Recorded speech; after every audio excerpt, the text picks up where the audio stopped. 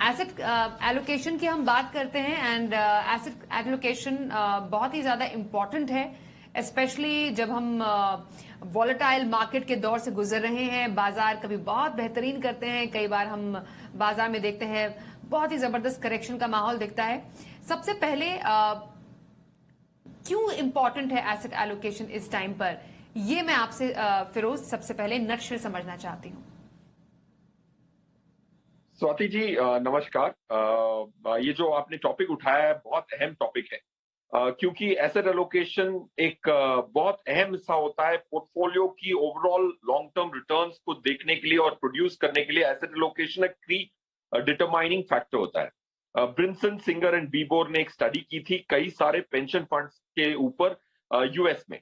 तो उसमें ये निकल के आया कि 93% जो आपके पोर्टफोलियो की निष्कर्ष निकलती है 10-20 सालों में या उससे भी लंबी अवधियों में, वो एसेट एलोकेशन डिटरमाइन करता है 93% of the fate of the money you invest.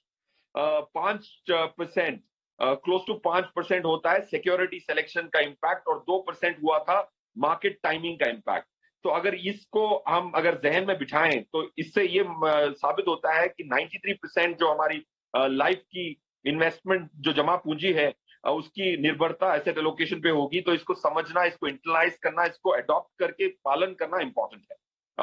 अब अगर आप कोई भी निर्णय लेते हैं उसमें 3 हिस्से होते हैं। अगर मैं एक उदाहरण के तौर पे सरल भाषा में समझाने की कोशिश करूं, तो अगर आप एक घर खरीदते हैं तो एक तो लगता है कि बड़ा सिंपल सा डिसीजन है, आपने एक अपार्टमेंट खरीदा लोअर परेल में, फॉर एग्जाम्पल मुंबई के अगर मैं उदाहरण लूं, तो आपने उसमें 3 छोटे निर्णय लिए हैं। वो 3 छोटे निर्णय क्या हैं? आपने पहला निर्णय तो ये लिया कि आपको रियल एस्टेट खरीदना है, तो आपने एसेट एलोकेशन की। दूसरा, आपने ये देखा कि आपने प्रॉपर्टी कौन से बिल्डर से कौन से फ्लोर पे कौन सी फेसिंग की खरीदनी है, उसको कहते हैं सिक्योरिटी सिलेक्शन। ये दूसरा सब डिसीजन है आपका। और तीसरा सब डिसीजन ये है कि आप आज भी खरीद सकते थे, 6 महीने पहले भी खरीद सकते थे, 6 महीने बाद भी खरीद सकते थे। ये तीसरा सब डिसीजन जो आपने कहा कि आज मैं खरीदूंगा, वो एक तीसरा टाइमिंग का डिसीजन है। तो हर इन्वेस्टमेंट के निर्णय में 3 सब डिसीजन होते हैं। जो पहला निर्णय था कि रियल एस्टेट खरीदेंगे, वो सबसे अहम डिसीजन माना जाता है और उसकी चॉइस को एसेट एलोकेशन कहते हैं। कितना पैसा आपका कितने कौन सी एसेट में जाना है, इस निर्णय को एसेट एलोकेशन कहते हैं। स्वाति जी, लंबा आंसर दिया मैंने, ये कुछ अहम था इसीलिए मैंने कहा कि विस्तार में समझाना जरूरी था।